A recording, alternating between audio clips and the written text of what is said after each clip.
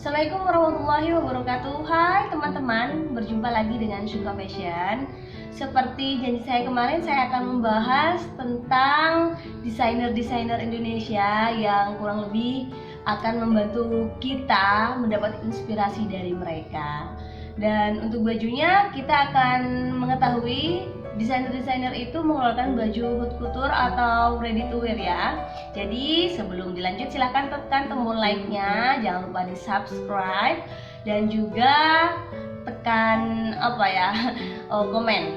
Jadi kalau misal teman-teman mau nanya silahkan tulis di kolom komentar.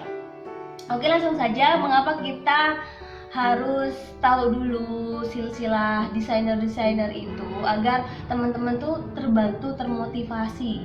Jadi teman-teman tuh ada suatu pandangan dari desainer apa yang bisa menjadi panutan kita dan apa yang langkah-langkah mereka. Nah, kita bisa melihat dari desainer tadi. Oke, langsung saja kita akan membahas. Di sini saya sudah menulis nama-nama ya. Ada Ivan Gunawan, teman-teman pasti tahu nih ya, karena sering muncul jadi presenter juga. Di situ terus ada Bunda Navanti, ada Diana Putri, ada Tex Saverio, ada Dian Pelangi, dan Tati Hartati, serta Samira Muhammad Bafaki. Oke. Nah, sekarang kita akan bahas tentang Ivan Gunawan. Jadi sebenarnya Ivan Gunawan itu adalah desainer yang tidak mengikuti sekolah formal ya. Jadi kan di Indonesia itu juga ada sekolah-sekolah formal seperti Bunga Fashion, S-Mode dan lain-lain. Nah, Ivan Gunawan ini tidak mengikuti sekolah formal. Ya, jadi teman-teman yang juga tidak sekolah formal pasti bisa, karena inilah teman-teman tahu sendiri kan. Bahwasanya nama Ivan Gunawan itu juga besar. Nah, waktu itu Ivan Gunawan ini latar belakangnya dia itu dulu tidak punya rumah, sehingga dia itu tinggal dengan kerabat-kerabatnya seperti teman-teman. Nah, kebetulan di lantai dasar dari rumah tersebut ada butik. Butik itu adalah butik dari pamannya sendiri, yaitu Ajinoto Negoro, di mana Ajinoto Negoro ini adalah desainer Indonesia juga. Sehingga Ivan Gunawan tuh sejak dia masih belia sudah melihat bagaimana proses produksinya, bagaimana fittingnya. Jadi secara tidak langsung dia mempelajarinya dari pamannya tersendiri. Sehingga karena dia merasa dia punya passion, akhirnya dia membuat dirinya dan menjadikan salah satu profesinya menjadi desainer. Sebenarnya Ivan Gunawan itu banyak ya, multi talenta. Jadi dia juga menjadi presenter, jadi apalagi banyak lah.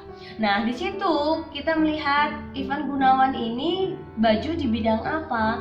Ivan Gunawan ini sebenarnya banyak ya. Jadi dia selain mengeluarkan baju haute couture juga mengeluarkan baju ready to wear, dan dia itu juga pergi ke hijab loh teman-teman. Jadi Ivan Gunawan ini megang semua ya, haute couture megang dan ready to wear megang.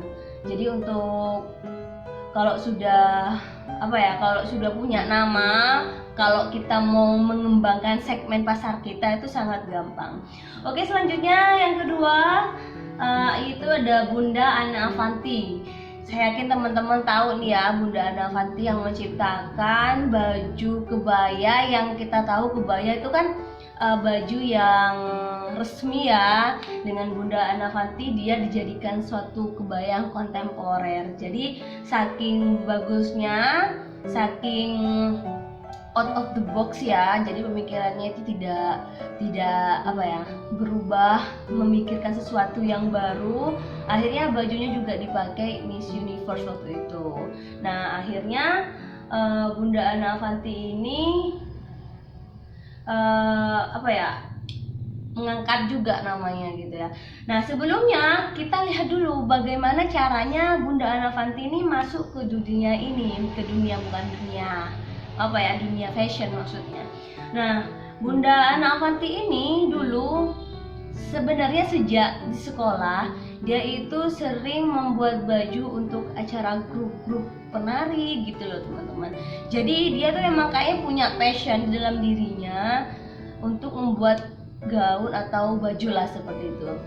Nah, ketika akhirnya dia itu hanya bermodalkan kontrakan dan hanya memiliki 2 mesin. Jadi setelah lulus akhirnya dia mencoba membuka usaha sendiri hanya dengan modal itu ya teman-teman. Jadi dia ngontrak dan hanya ada 2 mesin jahit.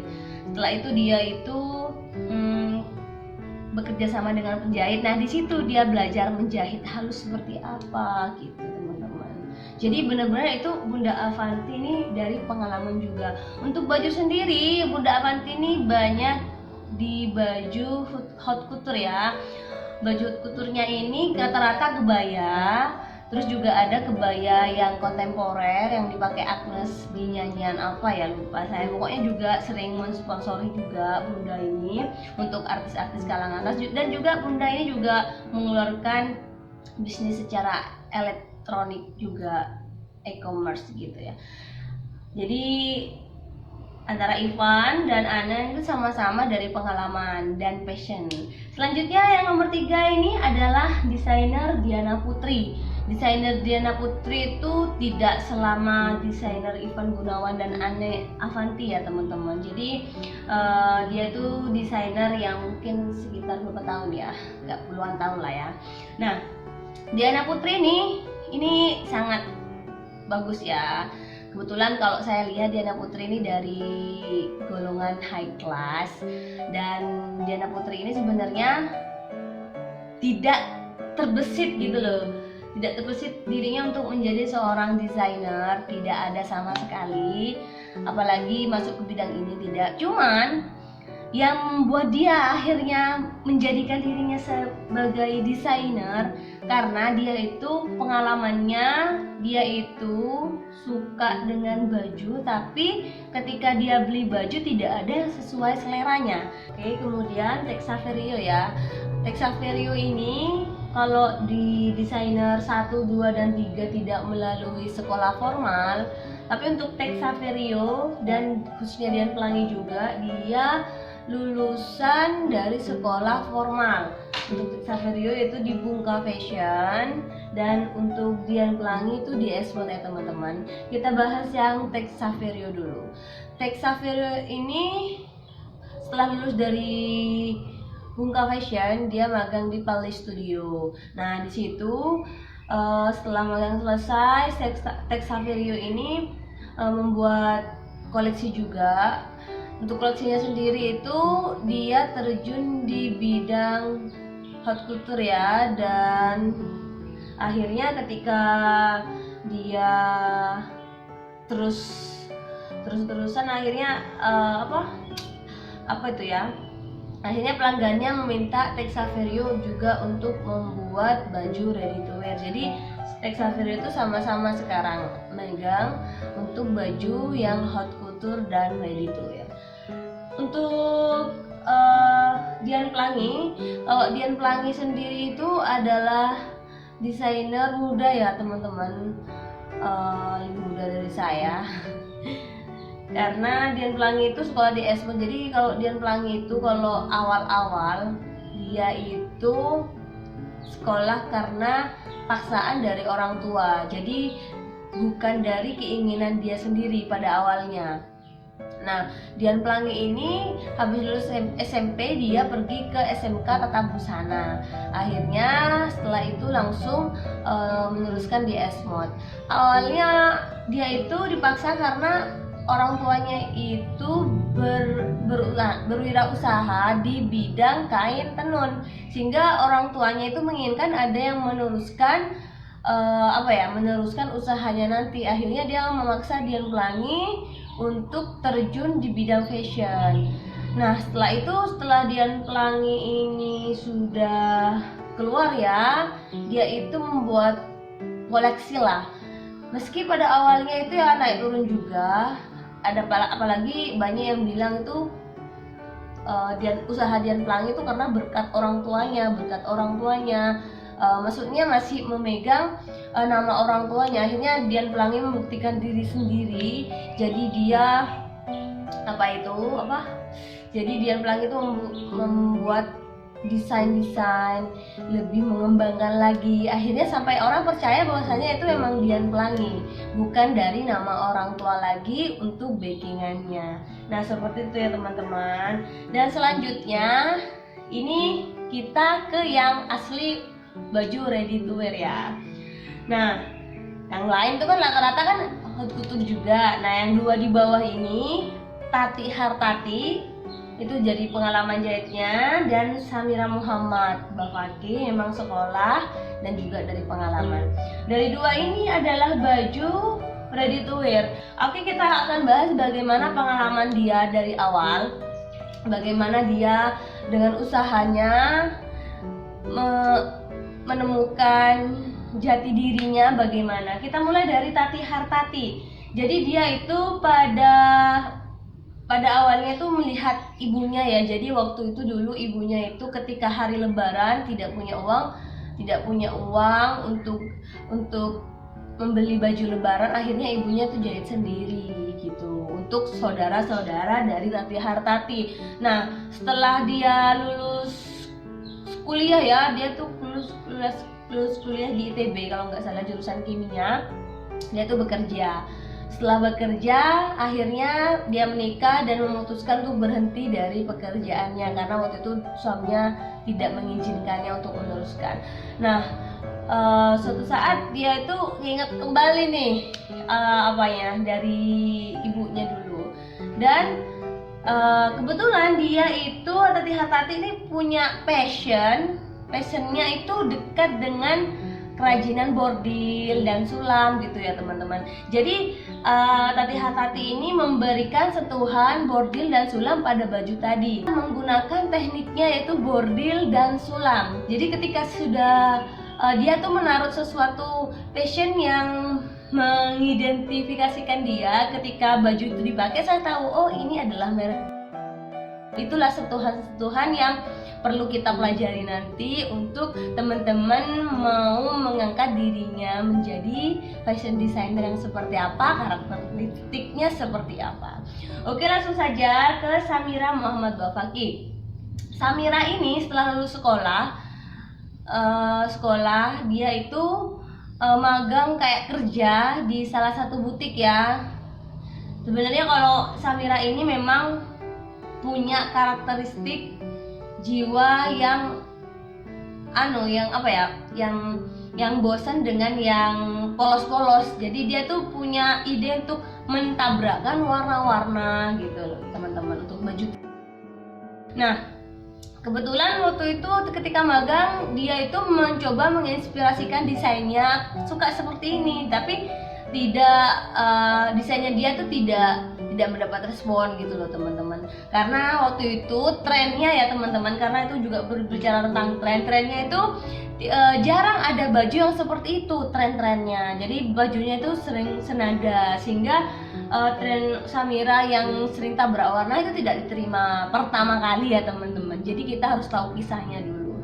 Selanjutnya karena dia merasa bosan dia resign dan akhirnya dia kerja di majalah fashion untuk bagian stylist. Jadi dia tuh berkreasi, berkembang. Lama-lama dia kurang lebih 1,5 dia mengundurkan diri. Akhirnya dia bersama saudaranya ingin membuat baju dengan karakteristiknya sendiri yaitu tabak warna.